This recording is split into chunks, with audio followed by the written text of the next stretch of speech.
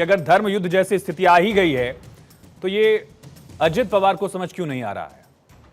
आप लोग समझा उनको क्यों नहीं पा रहे हैं जो वोटर्स को समझाने की कोशिश कर रहे हैं? देखिए आयुष जी, अजित पवार जी कोई बच्चे तो है नहीं, वो तो राजनीति कितने सालों से कर रहे हैं और उनकी अपनी एक अलग पार्टी है, वो हमारी सहयोगी पार्टी है। तो हमें उनको सलाह देने की जरूरत नहीं है, वो अच्छा बुरा अपना जानते हैं और प्रदेश में बड़े अच्छे मजबूत तरीके से वो इलेक्शन लड़ रहे हैं। तो ये सवाल तो अगर आप पूछें तो उनकी पार्टी से पूछेंगे तो ज्यादा बेहतर होगा जी। नहीं, जो चीज आप अपने वोटर को समझाने की कोशिश कर रहे हैं कि धर्म युद्ध हो गया है या धर्म युद्ध जैसी जरूरत आ गई है, एक तरफ वोट जिहाद हो रहा है, उसका जवाब धर्म युद्ध से देना पड़ेगा, तो उस बात से अजित पवार कन्विंस क्यों नहीं है? जो चुनाव में पार्टी आपके साथ चुनाव लड़ रही है वही अगर कन्विंस नहीं है तो जनता को कन्विंस किस मुद्दे पर कर रहे हैं आप? मेरा सवाल इस वजह से आपसे है विजय जी। देखिए बात यह है कि अजीत पवार जी किससे नहीं है सहमत और किससे असहमत हैं, ये तो मेरी समझ से परे है। अगर अजीत पवार जी हमारे साथ इलेक्शन लड़ रहे हैं तो मेरे ख्याल से हमारी एक अंडरस्टैंडिंग है, तो इसमें कोई इफेंट बट नहीं है किसी भी तरह का। और जो आप फडणवीस जी का बयान लेके बता रहे हो बातें, उन्होंने किस संदर्भ में कहा है उस संदर्भ को समझने की जरूरत है। उन्होंने उस संदर्भ में कहा है कि जिस तरह से मुस्लिम संगठन उतर आए और अनैतिक कार्यों पे उतर आए हैं, किस तरह से वो अपनी मांगे मनवाने की बातें कर रहे हैं और कांग्रेस पार्टी और उनके सहयोगी दल उनकी मांगों के सामने घुटने टेकते नजर आ रहे हैं। तो उस संदर्भ में उन्होंने कहा, तो वही तो मैं कह रहा हूं विजय जी, वही तो मैंने कहा कि वही समझाइए अजित पवार को। अजित जी क्यों नहीं सुन रहे हैं, समझ क्यों नहीं रहे हैं कि अगर इस तरह की स्थिति आ गई? अजीत जी बहुत समझदार आदमी है, वो समझ रहे हैं, वो समझ चुके हैं, तभी तो उन्होंने अपना फैसला किया और अपना रास्ता अलग कर लिया ठीक है शरद पवार जी से। तो इसमें तो कोई फैन बट है ही नहीं, लेकिन ये तो पूरा देश समझ चुका है। मैं लौटूंगा क्योंकि लगातार वो बटेंगे तो कटेंगे नारे का विरोध कर रहे हैं। एक तरह से उन्होंने कहा कि महाराष्ट्र का नारा हो ही नहीं सकता। लेकिन अजय वर्मा जी बताइए, क्या बीजेपी के पास ऑप्शन बचा ही क्या है? अगर मौलाना सज्जाद नुमानी कहेंगे कि सभी मुसलमानों को, उन मुसलमानों को अलग कर देना चाहिए जो बीजेपी का साथ दे रहे हैं या बीजेपी का वोट दे रहे हैं, बाकायदा फरमान आ रहे हैं लिखित में कि मुसलमानों फला पार्टी को, फला अलायंस को वोट करो, और बीजेपी भी वही कर रही है। अगर उसका काउंटर अटैक करने की कोशिश करती है तो ध्रुवीकरण क्यों कहा जाए? देखिए सूर्यवंशी जी, आयुष सूर्यवंशी जी, सबसे पहले तो मैं राष्ट्रीय प्रेस दिवस की आपको शुभकामनाएं दूंगा कि पत्रकार लोग जो है अपनी आवाज को, अपनी चीज को, सरकार की आवाज को, सरकार की चीज को, चाहे वो मोदी मीडिया सही, उनको जनता तक पहुंचाने का काम करते हैं। उसमें बहुत सारे खुले थैंक यू सर्टिफिकेट के लिए। पता नहीं आपने शुभकामना दी कि सर्टिफिकेट दिया, लेकिन शुक्रिया। मेरे सवाल का जवाब दीजिए। अब मैं आपको नहीं कह रहा, मैं तो प्रेस क्लब, राष्ट्रीय प्रेस दिवस की शुभकामना बधाई दे रहा हूँ। ठीक है, मुद्दे पर आइए। हाँ, मुद्दा ही है ये, मुद्दा ही है, मुद्दा नहीं है ये, मुद्दा ही है। रहा सवाल, देखिए अभी आपने थोड़ी देर पहले चर्चा कर रहे थे, हर पार्टी का अपना एक एजेंडा है और उस एजेंडे के तहत जब गठबंधन धर्म होता है तो अजीत पवार गठबंधन धर्म में इनके चुनाव लड़ रहे हैं। केंद्र में भी वो सहयोगी हैं और प्रदेश के भी सहयोगी, और अपने 50 से ज्यादा सीटों पर चुनाव भी लड़ रहे हैं। जब वो ये कहते हैं कि ये कोई मुख्यमंत्री आकर यहाँ जुमले चलाते हैं, प्रफुल्ल पटेल कहते हैं कि जुमले चलाते हैं और ये जुमला महाराष्ट्र में नहीं चलेगा, तो ये नरेंद्र मोदी की आवाज है, ये गठबंधन के सहयोगियों की आवाज है, ये सरकार की आवाज है, ये जो वर्तमान सरकार है उसकी आवाज है। तो ये समझ लीजिए कि ये ठगिया लोग हैं, ये ठगने का काम, झूठ बोलो, जोर से बोलो। मेरे सवाल का जवाब दीजिए, उस पर आएंगे, भाषण वाले पहलू पर आएंगे, भाषण देने का मौका आपको मैं दूंगा, लेकिन मेरे सवाल का जवाब दीजिए कि जब मौलाना सज्जाद नुमानी ने बाकायदा ये कह दिया कि वो मुसलमान जो बीजेपी को वोट दे रहे हैं उनको एक तरह से किनारे कर दो, बहिष्कार करो, जब बाकायदा लिखित में फतवे जारी हो रहे हैं कि फला गठबंधन को वोट दो, तो बीजेपी उसका काउंटर नहीं करेगी अपने स्तर पर?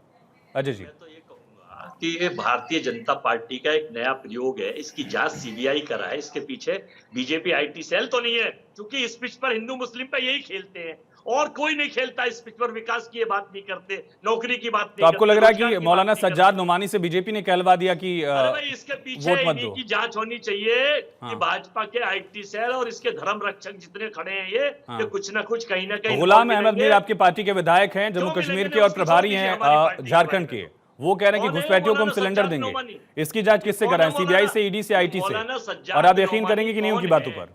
और सुन लीजिए आप, देखिए ये मुद्दों से भटका के लोगों को इसमें अड़ा रहे हैं और धारवी रिडेवलपमेंट की 1500 एकड़ जमीन अपने परम मित्र अडानी को रिडेवलपमेंट के लिए दे दिया, देनी भी नहीं चाहिए नियम के विरुद्ध जाके। अरबों खरबों के खेल चल रहे हैं और लोगों को बेवकूफ बना रहे हिंदू मुस्लिम के नाम पर। मेरे सवाल का जवाब दीजिए अजय जी कि जो क्या उससे आप खारिज कर रहे हैं, क्या जो नोमानी ने कहा है या जो भी मुस्लिम संगठन आपके अलायंस को वोट देने के लिए कह रहे हैं, आप उनकी बातों को खारिज कर रहे हैं बतौर कांग्रेस प्रवक्ता? आप ऑन एयर ये कहेंगे जनता से कि ऐसे लोग, इनको कांग्रेस ऑन नहीं करती है, ऐसे संगठनों को कांग्रेस खारिज करती है, मुस्लिम वोट अगर इस आधार पर आ रहा है तो उसे हम खारिज करते हैं? आप देखिए सनाब सूर्य आयुष जी, आप कहेंगे कि तो मैं आपकी भाषा अपने मुंह से बोलूं तो मैं स्वतंत्र हूं अपनी फ्रीडम ऑफ स्पीच के लिए, अपनी पार्टी के बिल्कुल है, बिल्कुल आप आजाद हैं, लेकिन मेरे सवालों का जवाब तो सुन लीजिए, आप बार बार ना टोके मुझे। मैं ये कहना चाहता हूं कि महाविकास आघाड़ी को, कांग्रेस पार्टी को, उद्धव सेना को और शरद पवार जी को भर के वोट मिल रहे हैं और 180 और 90 सीटों से ज्यादा जीत के हम सरकार बना रहे हैं। और आप ये मत चिंता करिए कौन क्या कह रहा है, किसका क्या एजेंडा है, सबको अपना अपना स्पीच है, कोई क्या बोल रहा है।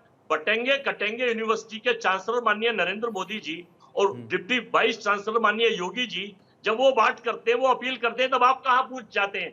क्या हिरेन जोशी से लिख के आ जाता है आपके पास? अजय वर्मा जी, अभी इसी स्तर पर आप चर्चा करेंगे तो दिक्कत होगी मेरे को। मैंने पहले भी कहा था कि आप सर्टिफिकेट मत दीजिए, शुभकामनाएं भी मत दीजिए अगर आपका मन नहीं है। नहीं सुनिए, फिर वही अजय जी, दिक्कत यही है। अजय जी सुनिए मेरी बात, सुनिए, नहीं दिक्कत सुनिए, भाषण मत दीजिए, सुनिए, मैं उसी स्तर पर नहीं, आप चाह रहे हैं कि मैं आपके स्तर पर आकर बात करूं तो मुझसे नहीं होगा, मैं उस स्तर पर बात नहीं कर पाऊंगा। सुनिए, नहीं भाषण मत दीजिए, मेरी बात सुनिए। मैंने वही पूछा विजय जी से, मैंने वही पूछा कि आपकी बात से आप ही के अलायंस के दल नहीं सहमत हैं, आप कैसे जनता को सहमत करा रहे हैं?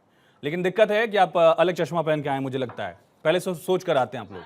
सुशीबेन शाह जी बताइए, फिर वही बात हो जाएगी, फिर अजय जी वही हो जाएगा। अगर आप सोच कर आए कि चर्चा नहीं करें तो कोई दिक्कत नहीं है। सुशीबेन शाह जी, मेरा सवाल आपसे भी वही है कि जिस बात को लेकर आप लोग लगातार दोहरा रहे हैं, आप ही की पार्टी जिस अलायंस में, उसी का एक मेजर पार्टनर जो है अजित पवार, पूरा गुट जो है, वो खुद इस नारे को खारिज कर रहे हैं। कैसे आप लोग कह रहे हैं कि इस नारे को लेकर आगे बढ़ा जाए? दूसरा, अगर धर्म युद्ध जैसी स्थिति आ गई है तो सरकार से बोलिए जो सारी मशीनरी है लगाएं भैया, अगर धर्म युद्ध वाला सिस्टम ही आ चुका है कि अब धर्म युद्ध जैसी लड़ाई लड़नी पड़ेगी, ऐसी स्थिति क्यों लग रही है आप लोगों को? हाँ, आप सभी को नमस्कार और गुड इवनिंग। मैं आपको इतना ही कहना चाहूंगी कि महायुति की सरकार चलती है दो नीति और नियम पर। एक तो जस्टिस फॉर ऑल, अपीजमेंट पर फॉर नन, न्याय सभी को मिलेगा, किसी का तुष्टिकरण नहीं होगा। दूसरी वेलफेयर एंड एम्पावरमेंट, यानी कल्याणकारी स्कीम और सक्षमीकरण। इसमें हमने कभी ये डिफरेंस नहीं किया कि सलमा कौन है और शिल्पा कौन है, या आमिर कौन है और आदित्य कौन है। हमने सभी को एक प्रकार से वेलफेयर स्कीम दी है, फिर को लाड़की बहन योजना हो या युवा प्रशिक्षण हो। ये बात हुई। अब ये बात धर्म युद्ध और राम राज्य की। आप मुझे बताइए कि जब उलेमा इस प्रकार से फतवा इश्यू करते हैं, वोट जिहाद करने की बात करते हैं, आप मुझे बताएं क्यों हम नहीं ये नारा दे के कटेंगे या बटेंगे? इतिहास गवाह है कि जब देश बटा है तो क्या हुआ है। मैं वही कह रहा हूं कि अगर धर्म युद्ध जैसी स्थिति आ चुकी है तो फिर मिनिस्ट्री ऑफ डिफेंस को लगा देना चाहिए। आप लोग खुद ही सरकार में बोलिए कि सरकार काम करे, डिफेंस मिनिस्ट्री आए। दूसरा सवाल ये कि अजित पवार क्यों नहीं समझ रहे हैं आप लोगों का नारा? आप जो जनता को समझा रही हैं, पहले अजित पवार को समझाइए ना। नहीं, मेरी ड्यूटी। अजय जी, आप मुस्कुरा रहे हैं, लेकिन दिक्कत यही है कि आपकी सहूलियत के सवाल जब नहीं होते हैं तो आप लोगों को दिक्कत होती है, तो अब आप लोग सर्टिफिकेट निकाल लेते हैं पन्ने वाला कि पत्रकार ये पूछ रहा है, वो पूछ रहा है। हम इलेक्शन में जा रहे हैं, हमारी ड्यूटी लोगों को समझाने की है और लोग समझ गए पूरा। मेरा एकदम बुनियादी सवाल ही यही है। मैं वही पूछ रहा हूं कि जिस इशू को लेकर आप जनता को समझा रही हैं, अजित पवार को क्यों नहीं समझा पा रहे हैं आप लोग? शिवसेना और बीजेपी हमारी अलायंस डीएनए, हमारे मैच है सबसे अलग है। अजित पवार की पार्टी का पॉलिटिकल डीएनए अलग है। आयुष भाई, आप जो सेंटेंस कंप्लीट नहीं करने देंगे अच्छा, चलिए बोलिए, प्लीज। मैं हिंदी बराबर समझती हूँ। तो बात ऐसी है कि अजीत दादा के साथ हमारा पॉलिटिकल अलायंस है। आज नहीं समझे, लेकिन 2 दिन में जरूर समझ जाएंगे कि जो हम साथ रहेंगे तो एक रहेंगे तो साथ रहेंगे, साथ रहेंगे तो नेक रहेंगे।